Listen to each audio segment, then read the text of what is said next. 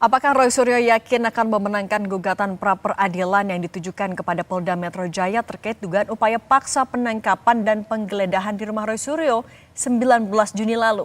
Kita berbincang dengan kuasa hukum Roy Suryo, Abdul Ghafur Sangaji, dan Wakil Ketua Umum Brigade Rakyat Nusantara Ade Darmawan. Selamat petang semuanya. Selamat petang Mbak Cindy, Bang Ade. Pak Cindy. Bang Sangaji, ini kan memang masih sidang perdana, tapi sejauh ini menurut Anda berjalan sesuai ekspektasi?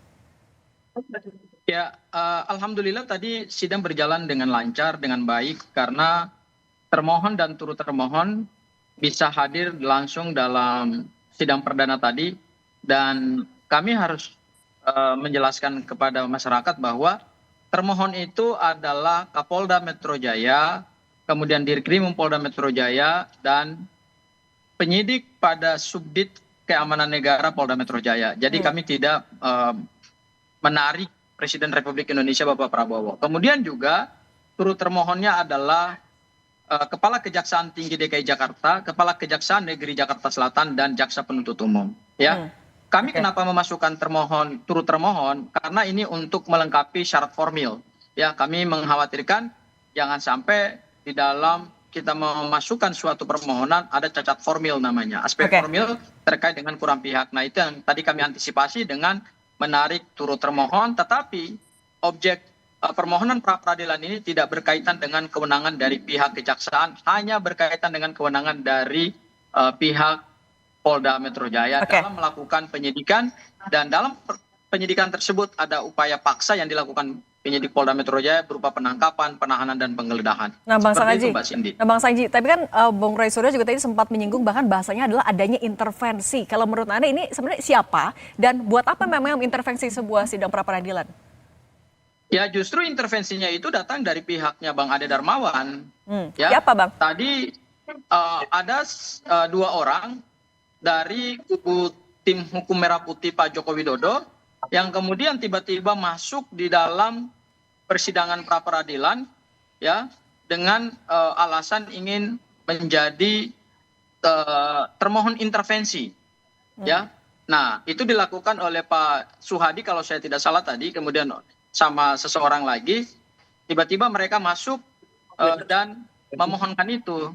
Tetapi ini karena hukum acaranya adalah tidak mengizinkan adanya termohon intervensi, ini bukan gugatan perdata, tetapi ini hanyalah permohonan pra-peradilan, maka kemudian tadi secara terang-terangan ditolak oleh hakim tunggal. Jadi yang kayak begini nih yang mengintervensi itu justru dari kubu sebelah. Saya tanya dulu ke kubunya. Supaya permohonan pra-peradilan ini berjalan dengan lancar tanpa ada gangguan-gangguan dari pihak yang tidak punya kepentingan gitu. Kalau gitu saya tanya ke Bung Ade. Bung Ade, katanya dari kubunya Anda nih ada yang melakukan intervensi, memang mau ngapain sih? Sebenarnya kita juga tidak mengetahui ya persoalan beliau datang, tetapi sepemahaman saya dari materi gugatan teman-teman dari pihak Roy Suryo, itu kan sebenarnya di SIPP itu tampak sekali. Ada beberapa pihak yang diajukan baik itu termohon maupun turut termohon. Nah, turut termohon di situ kan LPLP-nya juga dicantumkan. Itu yang pertama. Yang kedua, dicantumkan juga nama pemerintah ceki presiden yang saya lihat di SPPP loh. Termohon di situ, kemudian Polda Metro, dan juga ada di situ kejaksaan, Jampidum dan lain-lain sebagainya. Artinya kalau dikatakan bahwa pemenuhan aspek formil, tentunya yang dinamakan aspek formil itu ya adalah menyangkut pengujian prosedur formil toh, penetapan atau tindakan hukum, seperti misalkan gini, penetapan tersangka, kemudian penangkapan dan lain-lain sebagainya. Nah, itu kan aspek formil material yang bertujuan untuk khusus ya, untuk pra-peradilan. Sehingga saya rasa teman-teman juga tidak perlu memasukkan di situ terlalu banyak termohon dan turut termohon. Karena harus konsentrasi pada rapid tindakan hukum. Sementara kita tahu pemerintah itu sebenarnya ialah kebijakan politik atau administrasi pemerintahan. Ya kan? Jadi seperti itu. Jadi itu yang kami lihat dari informasi pengadilan. Sehingga mungkin teman-teman seperti Pak Suhadi ya tadi ya, dia berpikir karena adanya nama beliau di situ, kliennya ya, yang bernama Marit Samuel Soeken. Nah, di situ hingga mungkin mempertanyakan sama saya rasa sah-sah saja. Ketika ini memang mau konsentrasi kepada tindakan hukum yang dilakukan penyidik, ya monggo kerso dan kejaksaan. Dan kalau kejaksaan saya rasa memang Mbak Cindy tidak bisa kita, kalau menurut saya ya, idealnya memang tidak harus turut tergugat juga atau tapi termohon juga Bang Ade, nggak bisa. Kenapa? Karena objeknya nggak ada. Bang Ade, masuk objek tindakan hukumnya, tindakan hukum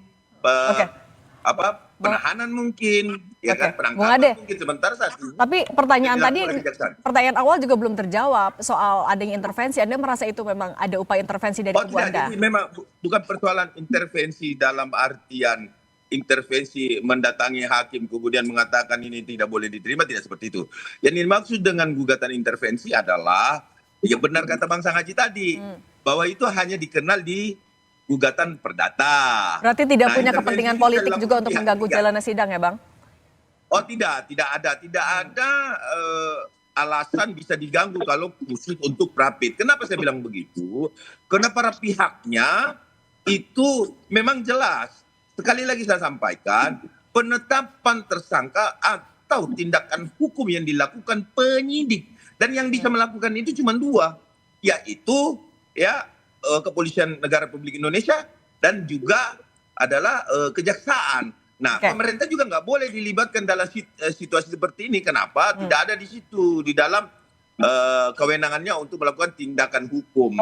Jadi saya rasa itulah yang saya bilang, saya sampaikan, bisa saja ini error in persona. Kenapa? Pihaknya terlalu banyak.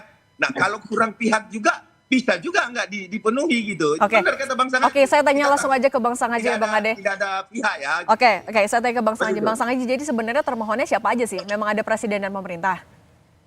Ya, tadi kan sudah saya jelaskan bahwa termohon secara sah dan secara hukum ya, yaitu apa yang tadi kami bacakan di sidang Pengadilan Negeri Jakarta Selatan, yaitu Kapolda Metro Jaya, Dirkrimum Polda Metro Jaya, dan penyidik pada Subdit Keamanan Negara Polda Metro Jaya. Itulah yang disebut dengan termohon.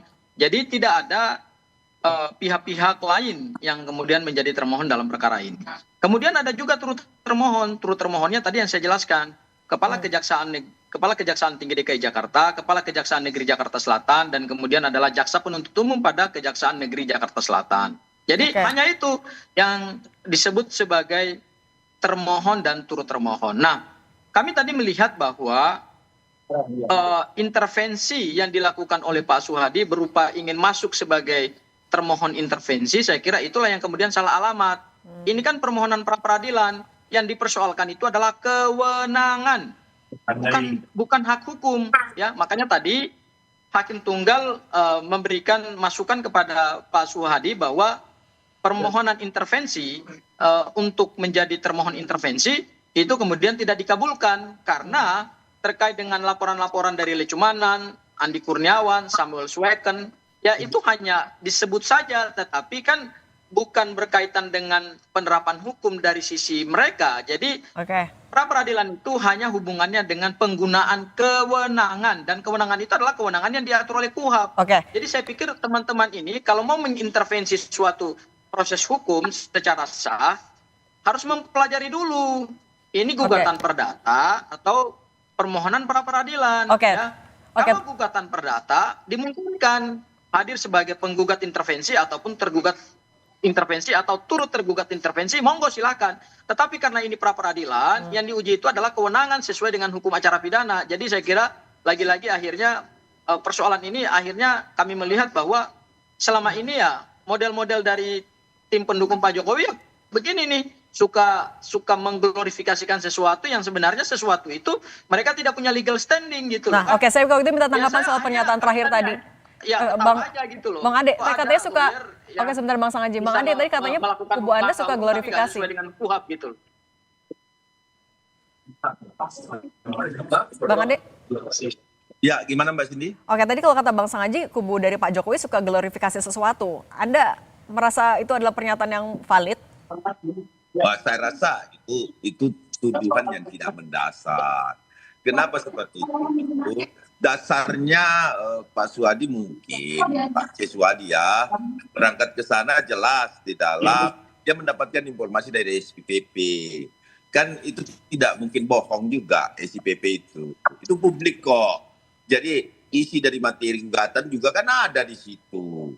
Jadi gini loh, kita bukan, saya bukan ini ya, tapi kalaupun misalkan memang turut tergugat, harusnya sih kalau memang kita turut termohon di dalam pra peradilan, sebenarnya nggak perlu datang sebenarnya, karena itu error in persona kok. Di sini kan kita bicara tindakan hukum, ya kan, bukan kewenangan yang digugat di dalam satu pra peradilan, tetapi suatu tindakan hukum, yaitu tindakan yang namanya penangkapan, ya kan, penggeledahan katanya, ya kan. Nah itu akan diuji. Jadi yang diuji itu tindakan hukumnya. Nah kalau memang Polda Metro Jaya tidak sesuai dengan prosedural, ya pasti Bang Sangaji ya enak menang dia. Nanti bebas Paro itu. Nah itu, begitu. Bang Sangaji juga tadi ketawa, apa yang menurut Anda lucu memang dari pernyataan tadi? Ya menurut saya inilah bukti bahwa mereka itu masuk dalam perkara ijazah Pak Jokowi ini memang dari awal mereka ini memaksakan kehendak. Misalnya laporannya Lecumanan, laporannya Andi Kurniawan, laporannya Samuel Sweken, itu kan sudah digugurkan oleh jaksa penuntut umum dan tidak dimasukkan dalam surat dakwaan, itu satu hal. Hal yang kedua, begitu kami masuk di dalam pra peradilan, nah ini mereka, penting nih. Ini penting nih, sebentar dulu Bang Ade. Ya, mereka tiba-tiba mau masuk di Pengadilan Negeri Jakarta Selatan pada saat persidangan itu sedang dilakukan. Ya, kami kaget juga, bahkan hakim tunggal pra peradilan kaget juga, loh. Kenapa Anda berani untuk menawarkan diri Anda sebagai turut termohon? Ini pra peradilan, apakah Anda tidak bisa membedakan mana pra peradilan dan mana gugatan perdata gitu? Ya akhirnya kami sih ketawa-ketawa aja gitu loh. Karena kenapa? Karena cara-cara yang dilakukan oleh para pendukung Pak Jokowi ini justru yang membuat penegakan hukum itu menjadi kisruh gitu loh. Dari awal mereka tidak punya legal standing untuk melaporkan perkara pidana, tapi mereka maksakan melaporkan perkara pidana. Akhirnya digugurkan oleh jaksa penuntut umum. Kemudian tadi begitu kita masuk di dalam pra peradilan, mereka tidak punya legal standing dan tidak dibolehkan secara hukum acara untuk masuk sebagai turut termohon intervensi. Tapi kemudian mereka ujuk-ujuk datang ke Pengadilan Negeri Jakarta Selatan ya. Saya minta tanggapannya Bung Ade dulu ya, Bang Sangaji. Apakah mereka kurang paham hukum? Jadi apakah mereka harus membaca kembali aturan perundang-undangan dan membedakan mana perdata dan mana permohonan pra peradilan. Nah, Bang Ade katanya bikin gaduh. Ya, begini Mbak Cindy, itu tidak mungkin jalannya satu persidangan bisa diganggu dengan hanya satu atau dua orang yang datang ke sana dengan dalih dasarnya jelas. Kalau dia turut termohon, maka memang secara hukum wajib hadir kalau dia turut termohon. Artinya seperti itu. Tapi dengan tudingan Anda bikin gaduh kubunya? Saya mau jawab bahwa digugurkan laporan. Ini kan justru disinformasi. Kenapa saya bilang begitu? Kalau memang laporan-laporan dari para relawan seperti Maret Somosoken, terus kemudian Andi Kurniawan dan Lecumanan itu digugurkan, namanya menggugurkan itu seperti apa?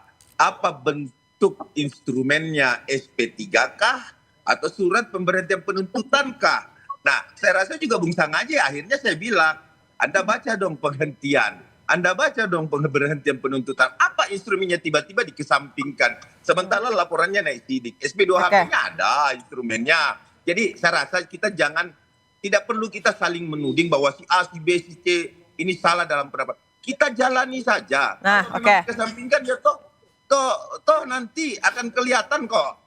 Sampai sekarang saya sudah sampaikan sama Pak Lecumanan juga bahwa katanya laporan kami dikesampingkan. Nah, jaksa cuma ngomong, termasuk yang disebutkan oleh Bang Sangaji ini menyampaikan bahwa itu adalah informasi Kajari. Bahkan kita akan datangin di sana mana pemberhentian penuntutannya. Oke, Bang Ade. Gitu. Nah, kalau gitu kita lihat agenda. Tidak ada yang mengganggu persidangan, kita ikuti persidangan, insya Allah semoga Bang Sangaji dan tim menang.